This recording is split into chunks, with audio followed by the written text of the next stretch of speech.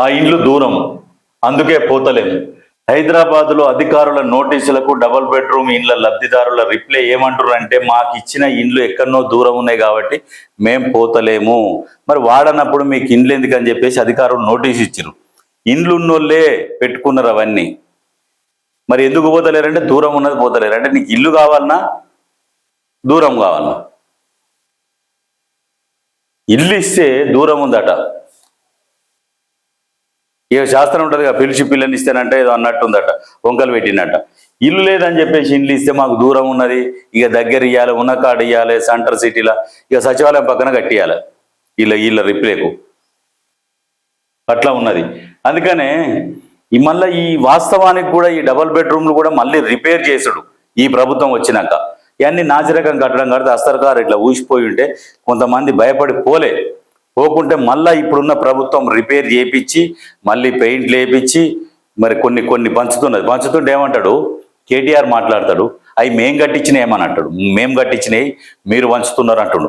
ఏమని మీ అయ్య సొమ్మ లేకుంటే మీ సొమ్ము రాబాయి? అవి ఎవందది సొమ్ము? తెలంగాణ ప్రజల సొమ్ము, తెలంగాణ ప్రజల పైసలవి.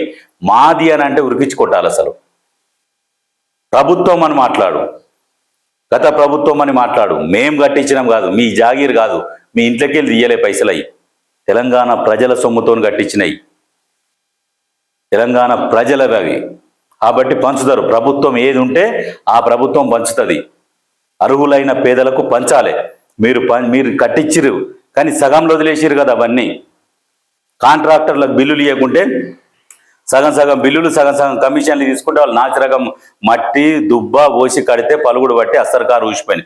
ఒక్కొక్క దగ్గర మీరు పిల్లర్లే ఊగుతుండే, అటువంటి కట్టిరు. ఇప్పుడు మళ్ళీ ఈ ప్రభుత్వం వచ్చినాక మళ్ళీ వాటిని రిపేర్ చేసి పంచుతుంటే అవి మేం కట్టించినాయట. మేం కట్టించినాయి అనొద్దు. ప్రభుత్వం, గత ప్రభుత్వం, మా ప్రభుత్వం, మేం ప్రభుత్వంలో ఉన్నప్పుడు అని మాట్లాడాలి. తెలంగాణ ప్రజల సొమ్ము అది. ఇంకొకసారి మేం కట్టించినాయి మేం చేసినాయి అని మాట్లాడితే ఇంకోసారి ప్రజలు కూడా ఉరికిచ్చి కొడతారు.